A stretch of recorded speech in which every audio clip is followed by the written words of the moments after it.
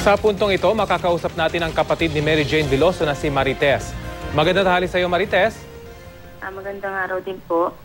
Kumusta na ang pamilya Veloso matapos nga ito napakagandang balita na hindi itinuloy ang pagbitay sa inyong kapatid?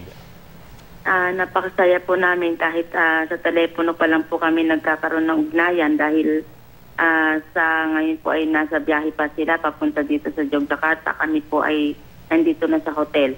Pero nagkausap na po kami at masayang-masaya po kami. Talagang dininig po ng Panginoon po yung aming dasal talaga. Wala pong mapagsidlan yung aming kaligayahan po. Si Mary Jane po ba nakausap nyo na? Hindi pa po, hindi pa. Pero ayon po sa kanyang spiritual advisor na si Romo Kiser, ay dumating na po sila sa Yogyakarta dito sa dati niya pong kulungan. So tinanggal na po sila doon sa Execution Island? Opo. Wala na po doon si Mary Jane. Meron na po bang arrangement na madadalaw nyo siya doon sa kanyang kulungan ngayon? Opo. Inaayos na po yan at sinabihan na rin po kami ng Romo Kiser na bukas ng umaga po ay makakadalaw kami. Bukas pa ng umaga nyo siya madadalaw? Opo, dahil marami raw pong mga kailangan pang gawing papeles ngayon sa mga paglipat po ng mga papeles niya mula doon sa Nusa Cambangan papunta dito sa Yogyakarta. Marites, alam ko kagabi talaga naghihintay kayo ng masamang balita, hindi ba? Pakirecall nga, paano nyo nabalitaan na hindi itinuloy yung pagbitay sa inyong kapatid? Actually, dahil wala po kaming mga cellphone doon sa island, nagtitirik po kami ng kandila kami at ang mga pamilya po ng ibang mga bibitayin. Habang nakatanaw po kami doon sa mga maraming ilaw na kung saan ay ginaganap po yung pagbitay. At inaantay na lang po namin na ilang minuto, 5 minuto na lamang po ay anumang oras ay maririnig na namin yung putok. So nung nagdarasal po kami lahat, hawak-hawak kami ng kamay ay biglang narinig namin yung putok. At napakalakas po na sobrang yung kaba po ng aking bitiba, hindi ko malaman at hindi ko na po napigilan sa umiyak dahil sa aking isip po ay wala na yung aking kapatid. At nagkaroon pa nga ng konting dahil bago po ang pagbitay ay nakiusap po si Mary Jane na makausap ang isa sa amin ni Darling. At pinayagan naman po siya at ang hiniling niya ay ako. Makausap niya ako.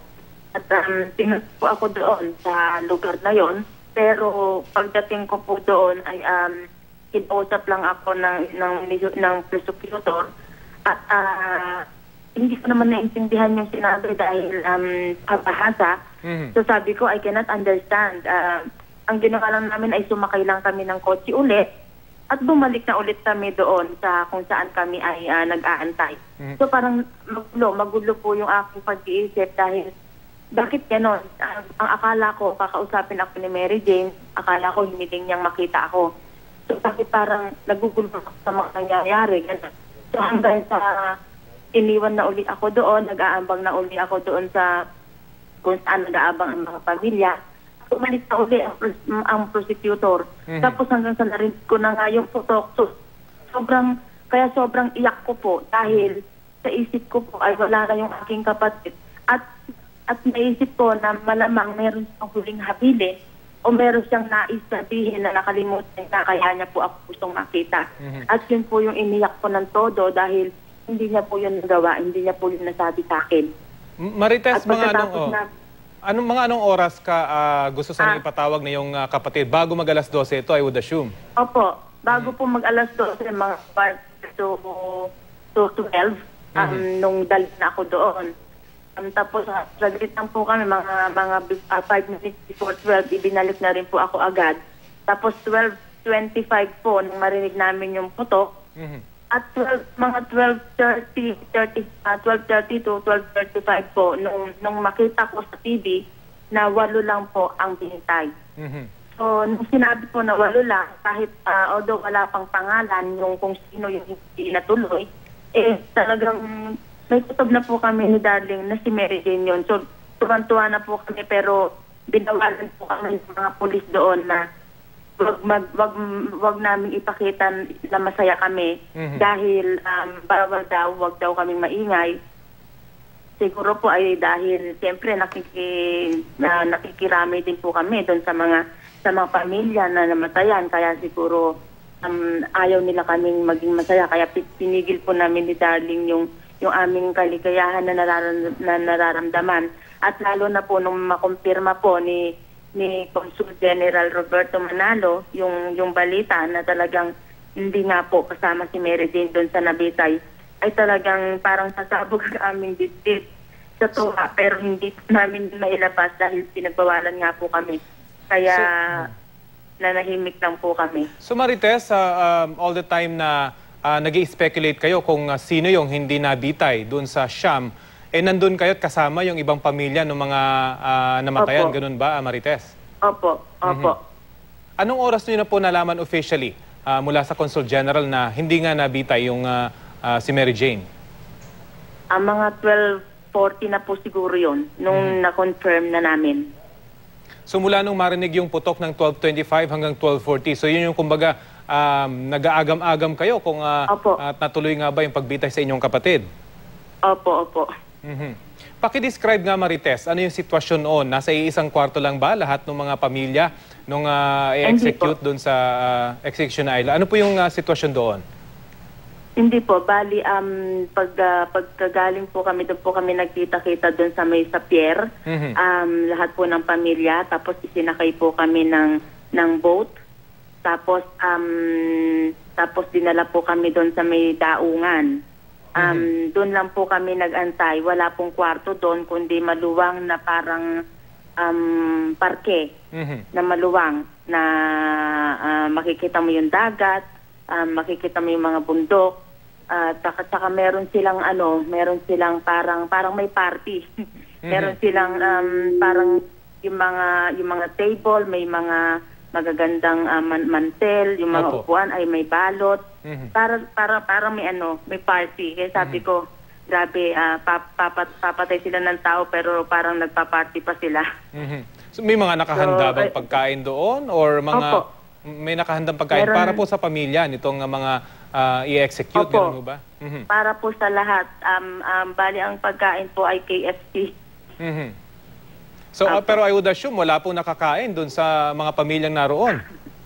Wala po. Inaalok nila kami pero hindi po kami makakain. Pero nung officially nalaman na po namin na ni Darling na confirm na si Mary Jane, ay hindi na po namin napigil yung aming gutom dahil simula po kahapon ay wala kaming kain, maghapon hanggang po nung kagabi magdamag. So nung malaman malaman yung buhay si Mary Jane, bigla kayo nagutom?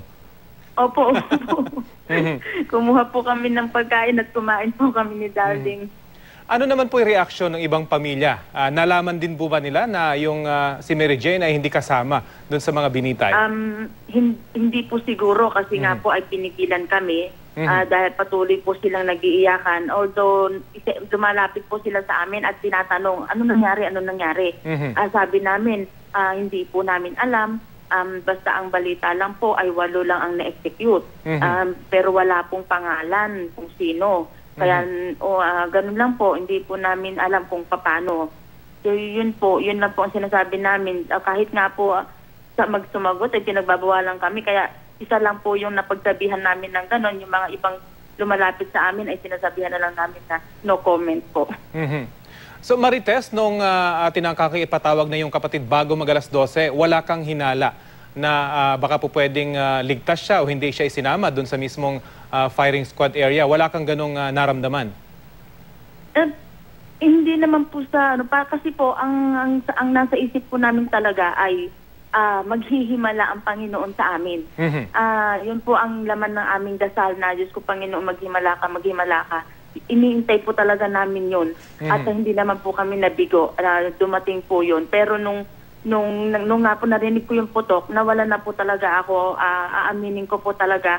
Nung pumutok na yung baril, na wala na yung kapatid ko. Kaya po nung nalaman po na 8 lang yung binitay, sobrang nabuhayan po talaga ako ng loob talaga. Parang sasabog yung dibdib ko sa sobrang kaligayahan po. Hindi niyo po kasama yung inyong mga magulang, tama ho ba, doon sa Execution Island? Hindi po, kami lang po ni Darling ang po pwede, dalawa lang po kasi. At kami po yung ni-request ni Mary Jane. At anong oras na ho kayo umalis doon sa Execution Island? Kasabay niyo po ba yung ibang pamilya? Hindi na po. Dapat nga po aantayin namin, pero nung meron pong umalis na bangka ay sinabihan na po kami ng isang opisyal doon na sumabay na kami. Kaya sumabay na po kami ng palihim pa po kaming umalis na dahan-dahan para hindi po kami mapansin. So at that point talagang kokonti pa lang yung nakakaalam na yung kapatid nyo ay nakaligtas. Bagamat brinodcast po kaagad, hindi ho ba, sa Indonesian TV na 8 lang yung namatay?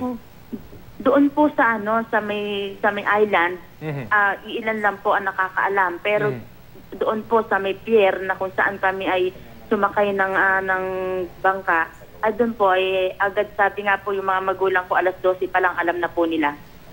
Sige po, susubukan kami naming balikan na Marites maya-maya lamang dahil may briefing ngayon ang DFA tungkol sa iyong kapatid. Maraming salamat sa iyong oras, Marites Veloso, kapatid ni Mary Jane Veloso. Magandang tanghali sa iyo.